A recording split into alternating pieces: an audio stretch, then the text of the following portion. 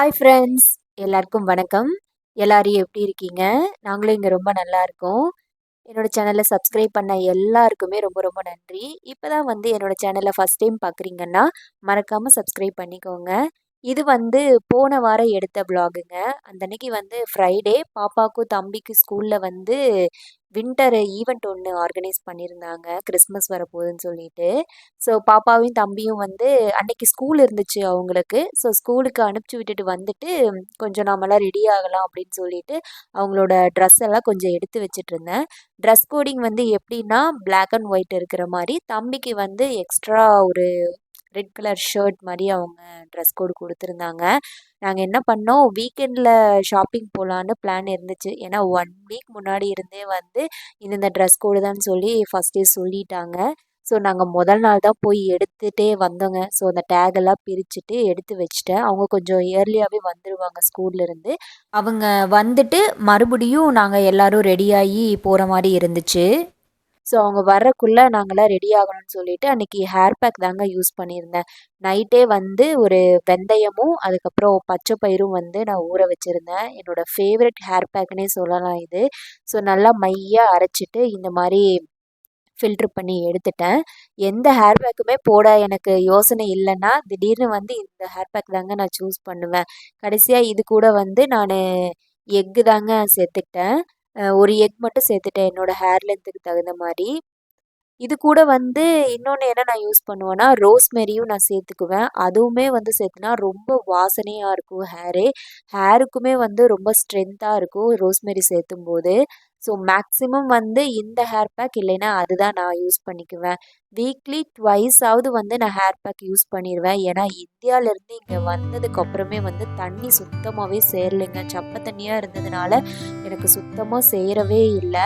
Hair ஓரளவுக்கு length ஆகிருந்தாலுமே hair fall இப்போ ஓரளவுக்கு ஸ்டாப் ஆகிருக்கு. ஹேர் நிறையவே கொட்டிருச்சு எனக்கு. ஸோ மறுபடியும் ஹேர் க்ரோத் பண்ணுறதுக்கு நான் ஹேர் பேக் எல்லாம் யூஸ் பண்ணால் மட்டும்தான் ஓரளவுக்காவது எனக்கு ஹேர் நிற்கும். ஸோ ஹேர் ஃபுல்லாக இந்த மாதிரி பிரித்து ஃபுல்லாகவே அப்ளை பண்ணிக்கிட்டேன். இந்த மாதிரி நீங்கள் ஃபில்ட்ரு பண்ணி அப்ளை பண்ணும்போது நல்லாவே ரூட்டில் இறங்கும். அதுக்கப்புறம் மேக்ஸிமம் நான் ஹேர் பேக்கு யூஸ் பண்ணேன்னா ஃபேஸ் பேக்கும் அன்றைக்கி நான் போட்டுருவேங்க. ஏன்னா தலை குளிக்கும் போது கண்டிப்பாக ஃபேஸ் பேக்கும் போட்டுருவேன். வீக்லி 2 or 3 டைம்ஸாவது நான் யூஸ் பண்ணிடுவேன். அன்றைக்கி ரைஸ் ஃப்ளோரும் அதுக்கப்புறம் கொஞ்சமாக தேன், 2 ஸ்பூன் பால் எல்லாத்தையும் சேர்த்து நல்லா மிக்ஸ் பண்ணி எடுத்துக்கிட்டேன்.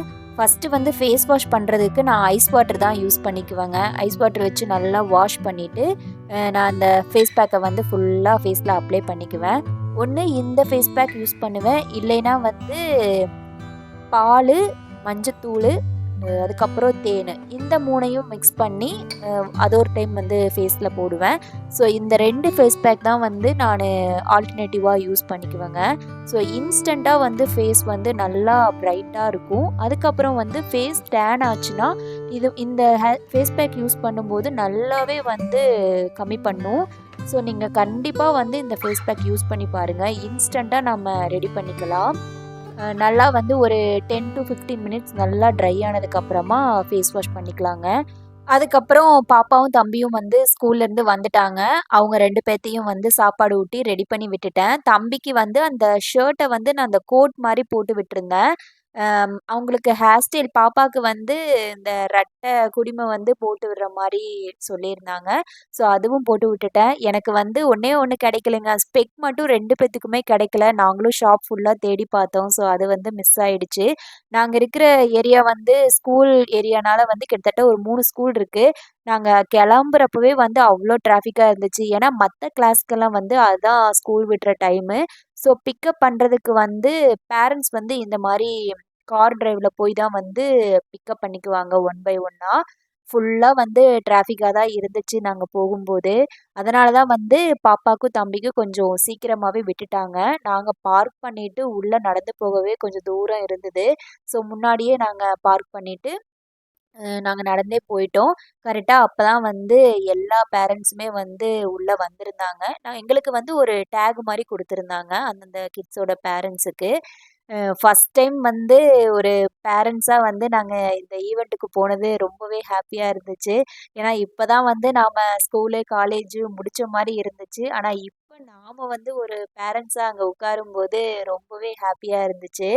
அப்பதான் வந்து கிட்ஸ் எல்லாம் ரெடி பண்ணி அந்தந்த கிளாஸோட டீச்சர்ஸ் வந்து கூட்டிட்டு வந்திருந்தாங்க. இந்த ப்ரோகிராம் வந்து PK3 அண்ட் 4ஓட அந்த கிளாஸஸோட ஷோ மட்டும்தாங்க. ஸோ குழந்தைங்களுக்கு வந்து ஒரு 5 கிளாஸ் இருந்துச்சு. ஸோ அவங்க வந்து ரெடி பண்ணி அந்தந்த டீச்சர்ஸ் வந்து கூட்டிட்டு வந்து முன்னாடி லைனா உட்கார வச்சுட்டாங்க. ஒவ்வொரு கிளாஸ்ல இருக்கிற கிட்ஸுமே வந்து சூப்பரா பெர்ஃபார்ம் பண்ணியிருந்தாங்க. முன்னாடி வந்து அந்தந்த கிளாஸோட டீச்சர்ஸ் வந்து முன்னாடி ஃப்ரண்ட்ல உட்காந்துட்டு அவங்களுக்கு வந்து டான்ஸ் சொல்லிக் குடுக்குற மாரி இருந்துச்சு. ச நான் வந்து எல்லாமே வீடியோ ஷூட் பண்ணேன். ஸோ அவங்களோட ப்ரைவசிக்காக நான் வந்து அப்லோட் பண்ணல. இது வந்து ஃபைனலா அவங்க பெர்ஃபார்ம் பண்ண டான்ஸ் தான் டீச்சர்ஸோட.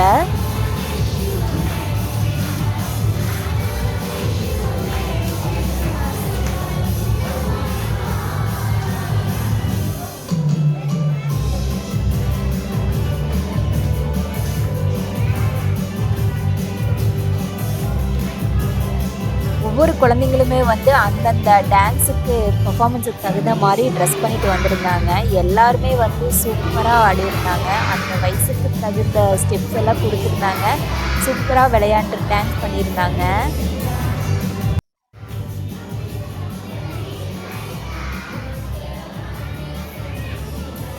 இந்த டான்ஸ் எல்லாம் பண்றதுக்காக எங்க வீட்ல வந்து பாப்பாவும், தம்பியும் 1 வீக்கா வந்து ஸ்கூல்லேருந்து வந்துட்டா அவங்க பாட்டுக்கு பாடிட்டு, ஆடிட்டே இருப்பாங்க.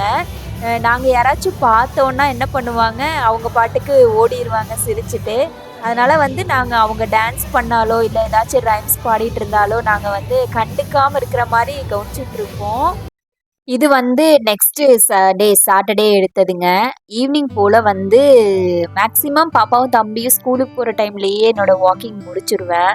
அன்னைக்கு என்ன ஆச்சு, வீட்ல இருந்தாங்களா, சரி அவங்களுக்கு தெரியாம நம்ம வந்து போயி வாக் பண்ணிட்டு வந்துரலான்னு கெளம்புறேன். கரெக்ட்டா எனக்கு முன்னாடி அவங்க கெளம்பி நிக்கிறாங்க. "அம்மா நீ வாக்கிங்கா போற, நானும் வர்றேன்" அப்படின்னு சொல்லிட்டு. அம் இப்ப குளிரா இருந்ததுனால நான் இப்பல்லாம் என்ன பண்றது, ஜிம்ல போய் த்ரெட்மில் யூஸ் பண்ணிருதுங்க. ஸோ எங்களோட அப்பார்ட்மெண்ட் ஜிம்முக்குள்ளேயே வந்து இந்த ஃபுட்பால் கோர்ட் இருக்கு. ஸோ அவங்க 2 பேத்தையும் வந்து கொஞ்ச நேரம் உள்ள விட்டுட்டு, நான் த்ரெட்மில்ல கொஞ்ச நேரம் நடந்துட்டுருந்தேன். ஒரு சிஸ்டர் கூட கேட்டிருந்தாங்க, "உங்க வயசுல தான் எனக்கும் பசங்க இருக்காங்க சிஸ்டர். நீங்க எப்படி நடக்கிறீங்க?" அப்படின்னு கேட்டிருந்தாங்க. மேக்ஸிமம் வந்து பாப்பாவும், தம்பியும் ஸ்கூலுக்கு போறாங்க பார்த்தீங்களா, அந்த டைம்லயே மேக்ஸிமம் வாக்கிங் முடிச்சுருவேன். சப்போஸ் அப்படி என்னால நடக்க முடியலன்னா, ஈவ்னிங் வந்து ஹஸ்பண்ட் வந்ததுக்கப்புறம் நான் கொஞ்ச நேரம் ஒரு 1/2 அன் ஹவர் போய் நடக்கிற மாரி இருக்கும். இப்படி தான் வந்து நான் வாக் பண்ணிட்டுருக்கேங்க. அதுக்கப்புறம் வந்து கொஞ்சம் பேசிக்கான எக்ஸசைஸ் எல்லாமே வந்து நான் ஃபாலோ பண்ணுவேன். இந்த வால் சிட்டிங் வந்து ரொம்பவே கஷ்டங்க. பார்க்குறக்கு ஈஸியா இருக்கு. ஆனா அதில வந்து உட்காரும்போது தான் வந்து அவ்ளோ டஃப்பா இருக்கும். அதுக்கப்புறம் கொஞ்ச நேரம் சைக்கிளிங் எல்லாம் பண்ணிட்டு, அந்த டைம்ல வந்து ஜிம்ல யாருமே இல்ல. ஸோ பசங்க வந்து உள்ள அப்படியே கொஞ்ச நேரம் விளையாண்ட்ருந்தாங்க. அதுக்கப்புறம் வந்து கொஞ்ச நேரம் இந்த வெயிட் லிஃப்ட் வந்து ஹேண்டுக்கு வந்து கொஞ்சம் எக்ஸசைஸ் குடுத்துட்டு, அதுக்கப்புறம் லாஸ்ட்டா வந்து இந்த ஃப்ளோர் எக்ஸசைஸ் இருக்கு பார்த்தீங்களா, நான் டெய்லியுமே வந்து மார்னிங் எம்ப்டி ஸ்டொமக்லயும் சரி, நைட்டுக்குள்ளேயும் சரி பிளாங்க் பண்ணிருவேன். ஸோ இதுதான் வந்து என்னோட வாக்கிங் ரொட்டீன். நான் என்னென்ன எக்ஸசைஸ் பண்ணுவேன்னு சொல்லிட்டு தேவைப்பட்டா கேளுங்க. நான் கமெண்ட்ஸ்ல சொல்றேன். அவ்வளோதாங்க, இந்த வ்ளாக் இதோட முடிஞ்சுது. இந்த வீடியோ புடிச்சிருந்தா என்னோட சேனல மறக்காம சப்ஸ்கிரைப் பண்ணிக்கோங்க. Thank you. பாய்.